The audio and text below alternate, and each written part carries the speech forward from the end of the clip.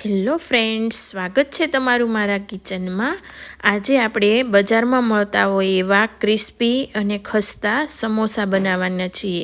તો ચાલો જોઈએ। એના માટે આપણે એક પેન ગેસ પર ગરમ કરવા મૂક્યું છે। એમાં 1 ચમચી આખા ધાણા, 1 ચમચી વરિયાળી, 1 ચમચી જીરું અને 1 ચમચી કાળા મરી નાખીને આને શેકી લઈશું। 2 મિનિટ માટે શેકાવા દઈશું અને પછી એને સાઈડમાં ઠંડા થવા દઈશું।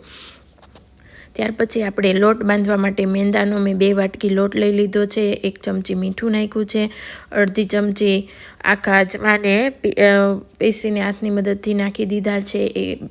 2 ચમચી આપણે તેલ નાખી દઈશું મોણ માટે ને બરાબર આને મિક્સ કરી લઈશું પહેલાં મોણને। પછી થોડું પાણી નાખતા જઈને આપણે આનો વ્યવસ્થિત લોટ બાંધી લેવાનો છે। બહુ ઢીલો નથી રાખવાનો, થોડો કડક રાખવાનો છે લોટ। જો લોટ બંધાઈ ગયો છે, હવે ઉપરથી થોડું તેલ નાખીને પાછો આને થોડીક વાર મિક્સ કરી લઈશું બરાબર। પછી જે આપણે મસાલો ઠંડો કરવા મૂક્યો તો એને હવે પીસી લઈશું અને આપણે 4 નંગ બટેટાને બાફીને સાઈડમાં ઠંડા થવા માટે રાખી દીધા છે। હવે આના મસાલાના વઘાર માટે એક પેનમાં તેલ ગરમ મૂક્યું છે। એમાં આદુ મરચાંની પેસ્ટ નાખી દીધી છે।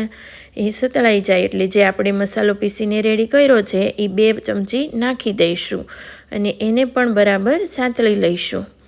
જો મસાલો આવી રીતના સતળાઈ જાય પછી આપણે બાફેલા જે બટેટા હતા એને એડ કરી દઈશું અને બરાબર મિક્સ કરી લઈશું। પછી એમાં 1 ચમચી મીઠું, 1 ચમચી હળદર બધું નાખીને ઉપરથી 1 ચમચી ગરમ મસાલો નાખ્યો છે અને ધાણા નાખી દઈશું।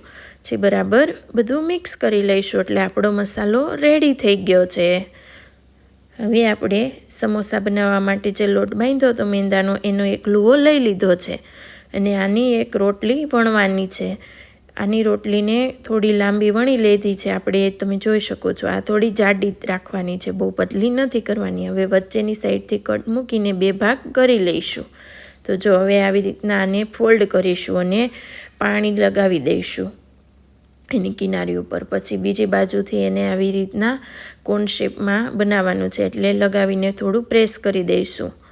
તો જુઓ હવે આ જે વચ્ચે કોન શેપ થઈ ગયો એને હાથમાં પકડીને આવી રીતના વચ્ચે હવે આપણે મસાલાનું ફિલિંગ છે એને રાખી દઈશું। થોડું દબાવીને પ્રેસ કરીને ભરી દઈશું। પછી જે આ ઉપરની કિનારી ફરતી છે ત્યાં બધી બાજુએ આપણે પાણી લગાવી દઈશું।